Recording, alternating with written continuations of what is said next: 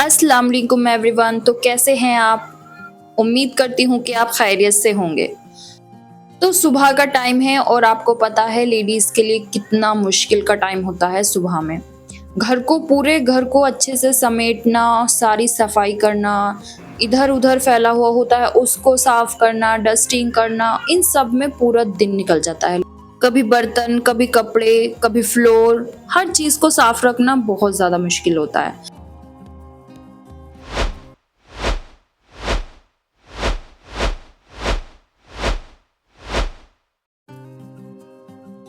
तो आज मैं आपको घर की हाउस क्लीनिंग की छोटी-छोटी टिप्स देने वाली हूँ जो आपकी हाउस को बहुत ज़्यादा क्लीन करने में आपकी हेल्प करेगा। तो सबसे पहले मैं यहाँ पर अपनी अलमीरा को ऑर्गेनाइज़ कर रही हूँ। उसमें से मेरे जो भी यहाँ पर कपड़े रखे हुए हैं मैंने उनको बाहर निकाल लिया है। तो गाइस टिप नंबर 1 है हमारी टॉवल को कैसे हम फ़ोल्ड करते हैं।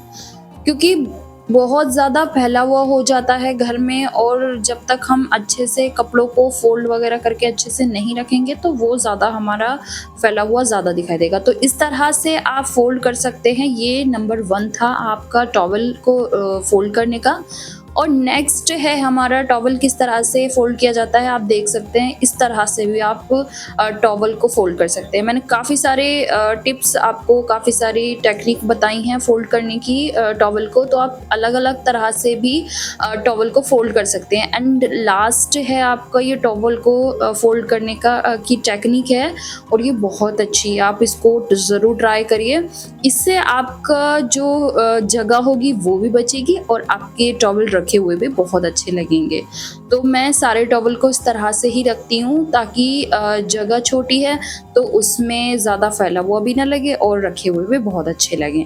तो मैंने यहाँ पे आपको टॉवल को फ़ोल्ड करने की टिप्स बता दी हैं। आप इस तरह से यहाँ पर टॉवल को फ़ोल्ड करके अपनी अलमीरा में सेट कर सकते हैं।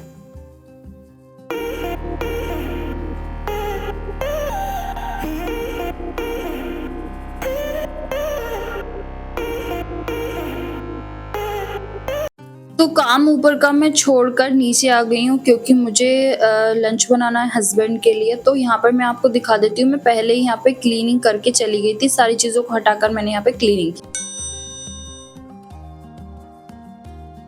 तो टिप नंबर 2 में मैं आपको बताऊँगी कैसे आपको किचन को ऑर्गेनाइज़ करना है। सबसे पहले आप जब किचन में आएँगे कुछ भी काम करने के लिए तो सबसे पहले आपको अपनी स्लिप साफ़ करनी है।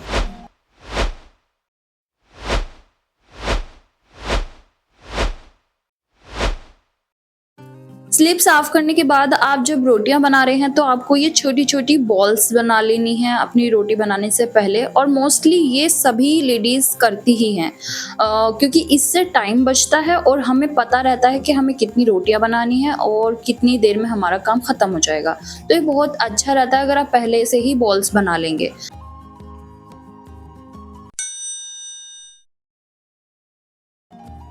टिप नंबर 3 में मैं आपको बताऊँगी कि आपको क्लोथ्स को कैसे ऑर्गेनाइज़ करना है। अगर आपके एक्स्ट्रा क्लोथ्स हो रहे हैं उनको कैसे ऑर्गेनाइज़ करना है। सबसे पहले कुछ भी आपको एक बैग ले लेना है जो भी आपके पास अवेलेबल हो। मेरे पास यहाँ पे एक मेरी बेबी की छोटी-छोटी रज़ाइयों का एक बैग था जो मेरी मम्मी ने दिया था। उसी में मैं यहाँ पर सेट करने वाली हूँ अपने बेबी के क्लोथ्स। तो उसके बहुत सारे छोटे-छोटे क्लोथ्स थे, जो भी उसके एक्स्ट्रा चीज़ें थी वो सब मैं इसमें ऐड करूँगी।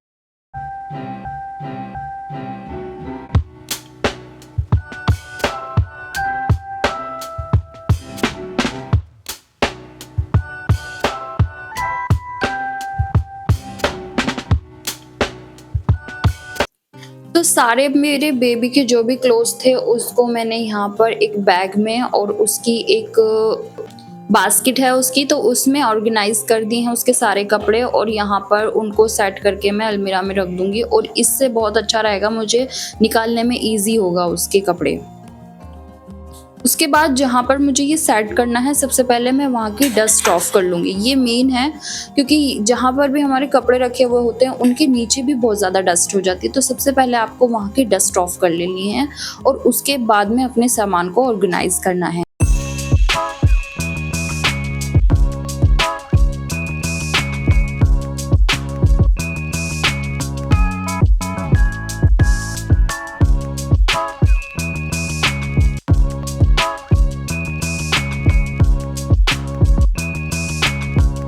And here's the final look. तो आप देख सकते हैं मेरी अलमीरा सेट हो चुकी है और कितना अच्छा लग रहा है। अगर आप अच्छे से अपनी अलमीरा को सेट करते हैं तो इस तरह से कुछ आपकी अलमीरा का लुक आने वाला है और जब से सामान हम निकालते हैं ना तो बहुत ही अच्छा लगता है। तो इस तरह से ही आपको अपने सामान को ऑर्गेनाइज करना चाहिए, चाहे वो अंदर का हो या बाहर का, हर चीज़ को अच्छे से ऑर्गेनाइज कीजिए ताकि जब भी आप कुछ काम करें वो आपको खुद भी अच्छा फील हो और लोग भी आपकी देखकर तारीफ करें।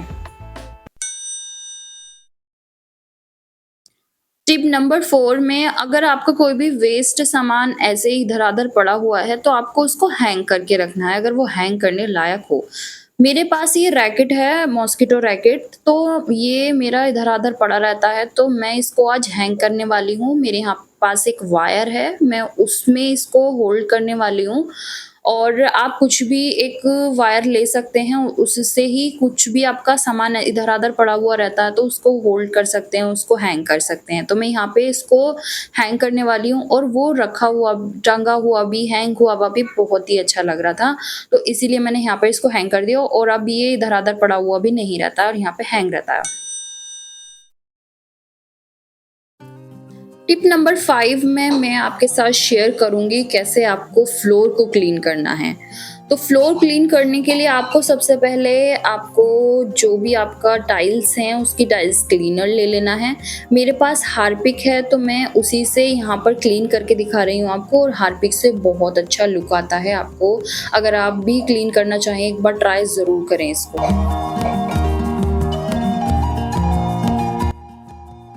तो हार्पिक को हम एक जगह डालकर या आप सब जगह डाल सकते हैं। ये यहाँ पर मेरा एक्स्ट्रा गिर गया था तो इसलिए मैं इसी को सब जगह स्प्रेड कर दूँगी।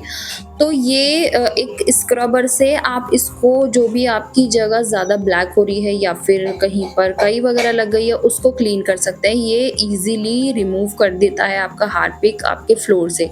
तो मैं यहाँ स्क्रबर से सारे में इसको स्प्रेड करके और बहुत अच्छे से क्लीन करके वाटर से यहाँ पर इसको क्लीन कर दूँगी और वो ईज़िली सारा डस्ट ऑफ हो जाता है। जो भी यहाँ पर काई वगैरह लगी हुई है या फिर कुछ भी प्लांट्स के नीचे बहुत गंदगी हो जाती है, वो सब अच्छे से रिमूव हो जाएगा। नेक्स्ट है हमारा वॉश बेसन क्लीन करना और टाइल्स क्लीन करना। तो वॉश बेसन को भी मैं यहाँ पर हार्पिक से ही क्लीन करूँगी एंड जो वाइट चीज़ें होती हैं उसको हार्पिक से अगर हम क्लीन करते हैं तो उसका एक अलग ही लुक आता है। आप एक बार ट्राई ज़रूर करना हार्पिक से। कुछ भी चीज़ अगर आपकी वाइट है, वॉश बेसन है आपकी टाइल्स है या आपका फ्लोर है, तो वो सारी चीज़ें अगर आप हार्पिक से क्लीन करेंगे तो देखना आपकी एक वाइटनेस अलग ही शो होगी आपको और बहुत ही ज़्यादा प्यारा लुक आएगा। आप हार्पिक ज़रूर ट्राई करें अपने फ्लोर को क्लीन करने में, या फिर वॉश बेसन हो आपका या फिर टाइल्स हो, तो आप हार्पिक से क्लीन कर सकते हैं इजीली।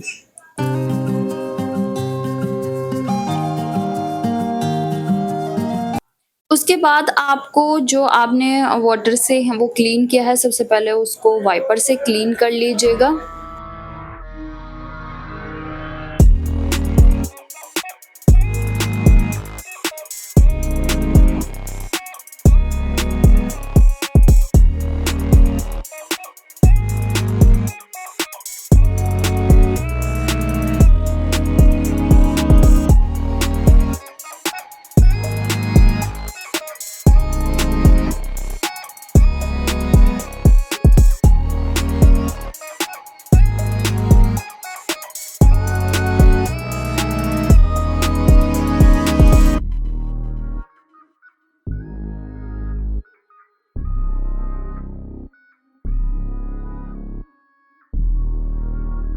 तो यहाँ पर मेरी सारी क्लीनिंग हो चुकी है and here's the final look. आप देख सकते हैं कितना फ्लोर क्लीन लग रहा है और प्लांट्स रखे हुए भी कितने ब्यूटीफुल लग रहे हैं मेरे यहाँ पर। जब आप अच्छे से क्लीनिंग करते हैं किसी चीज़ की और उसके बाद का लुक आपको एकदम यूनिक मिलेगा। और देखिए मेरे यहाँ पर प्लांट पर जब छोटे छोटे फ्लावर्स आते हैं ना तो मुझे इतनी ज़्यादा खुशी होती है। एक दो फ्लावर्स भी अगर आ जाता है वो तो उससे भी इतनी ज़्यादा खुशी होती है। और मैं इन प्लांट्स के लिए बहुत ज़्यादा मेहनत कर रही हूँ। अभी थोड़े छोटे हैं लेकिन इंशाल्लाह एक दिन बड़े भी होंगे ये। और यहाँ पर ये जो मेरे हैंग करने वाले प्लांट है इनमें भी मैं मनी प्लांट लगाऊंगी। और देखिए यहाँ पर मैंने ये बया का घोंसला लगाया हुआ था, वीवर बर्ड नेस्ट था ये। तो इसके अंदर चिड़िया देखी थी कल मैंने, देखिए आप देख सकते हैं उसने अपना घोंसला बनाया हुआ है अंदर। तो शायद यहाँ पर चिड़िया आकर बैठती हैं। एक तो मैंने देखी थी बट यहाँ पर और दोबारा मैंने 2-3 बार चेक किया तो मुझे दिखाई नहीं दी। लेकिन यहाँ पर उसने अपना घोंसला बनाया हुआ तो वो बैठ जाती हैं आकर। और अच्छा ये अगर वो बैठ जाएंगी, उनका घर बन गया है यहाँ पर एक, और वो बैठ सकती हैं तो मुझे अच्छा लगेगा। मैं उन्हें डेली देखती तो रहूँगी। लेकिन इसमें कुछ भी नहीं है। जब मैंने इसको हिलाकर देखा तो इसमें कुछ नहीं था बट उसके अंदर एक मैंने बर्ड देखी थी।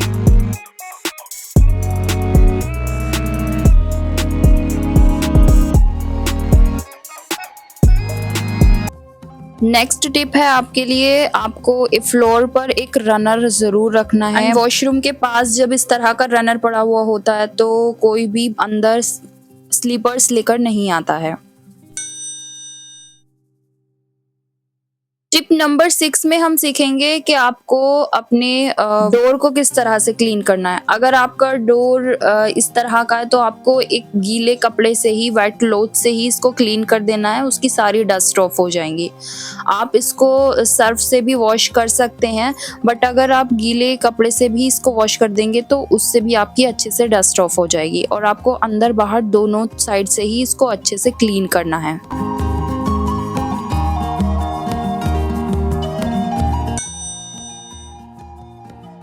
टिप नंबर 7 में हम देखेंगे कि आपको वॉशरूम के बाहर एक डोरमेट ज़रूर रखना है ताकि कोई भी स्लीपर हो उसके ऊपर हम रख सकते हैं। और एक आपकी वॉशरूम की स्लीपर बिल्कुल अलग होनी चाहिए ताकि आप अपने डोरमेट के ऊपर उसको रख सकें। नेक्स्ट आपका जो भी फर्नीचर हो उसको आपकी डेली आपको डस्ट ऑफ करनी है, क्योंकि जितना भी फर्नीचर होता है उन पर डस्ट बहुत ज़्यादा हो जाती है डेली। तो उसको आपको डेली ही क्लीन करना है। किसी भी वेट क्लॉथ से आप करेंगे तो वो इजीली हो जाएगा। और आपकी जो विंडो होती हैं उन पर भी बहुत ज़्यादा डस्ट हो जाती है तो आपको वीक में 2 बार तो इनको साफ़ करना ही चाहिए।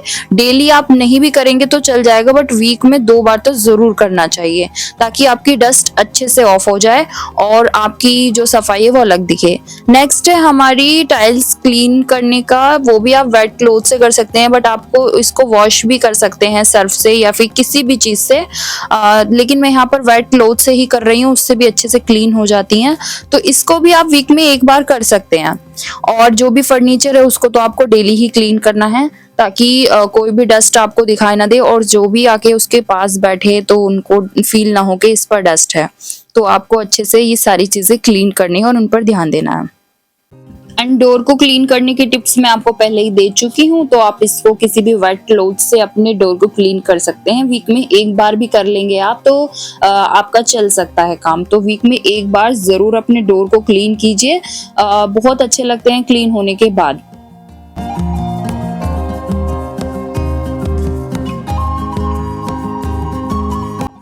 नेक्स्ट है रूम क्लीनिंग के लिए आपको जो भी आपके सामान है, जैसे आपकी अलमारी है, आपकी ड्रेसिंग टेबल है या ये आपका सोफा है, उस पर कुछ भी सामान रखा हुआ नहीं होना चाहिए। सारी चीजें हटाकर आपको क्लीन करना है और जो भी शो पीस है सिर्फ आपको वो ही बाहर रखने हैं। उसके ऊपर कुछ भी एक चीज एक्स्ट्रा अगर आप रखेंगे तो वो नहीं होनी चाहिए। नेक्स्ट आपने ये मेरे एक वीडियो में देखा होगा, ये रूम फ्रेशनर है जो मैंने ऑनलाइन मंगाया था। आप ये वाली वीडियो देख सकते हैं। मैंने इसका पूरा डिटेल में आपको ट्यूटोरियल दिया है किस तरह से इसको ऑन करना है और कहाँ से मैंने ये परचेज किया है, वो आप वीडियो देख सकते हैं।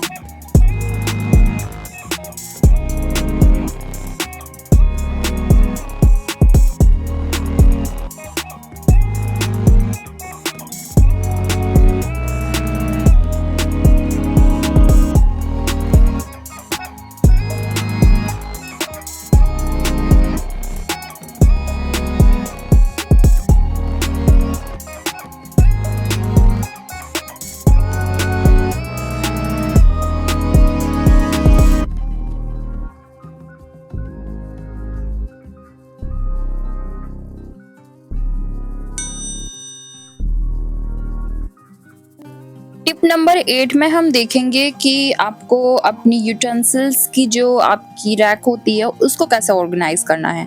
तो सबसे पहले आपको सारी प्लेट्स जो होती हैं आपकी उनको ऑर्गेनाइज करना है। सबसे पहले आपको छोटी-छोटी आगे लगानी है और बड़ी पीछे लगानी है और इस तरह से आप सेट कर सकते हैं बहुत अच्छे से। जितनी अच्छे से आपकी ऑर्गेनाइज होगी उतनी ही अच्छी लगेगी।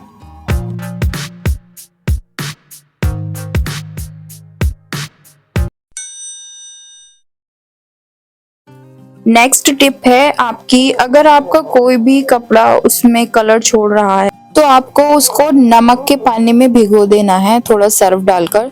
तो उसका जो भी एक्स्ट्रा कलर होगा वो सब निकल जाएगा और जब आप नेक्स्ट टाइम वॉश करेंगे तो बहुत ही कम कलर निकलेगा।